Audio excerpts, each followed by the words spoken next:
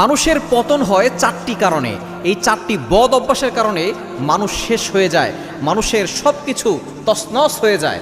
এক নাম্বার হচ্ছে অহংকার করা। মনে রাখবেন, যারাই এই দুনিয়াতে এসে অহংকার করেছে তারাই শেষ হয়ে গিয়েছে। আল্লাহ পাক রব্বুল আলামিন অহংকারকারীকে পছন্দ করেন না।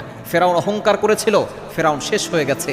নমরুদ অহংকার করেছিল, নমরুদের অস্তিত্ব খুঁজে পাওয়া যায় না। শুধু তাই নয়, শয়তান কিন্তু অহংকার করেই সে জান্নাত থেকে বহিষ্কার হয়েছে, চিরতরে জাহান্নাম তার জন্য ওয়াজিব হয়ে গেছে। সুতরাং অহংকার করা যাবে না।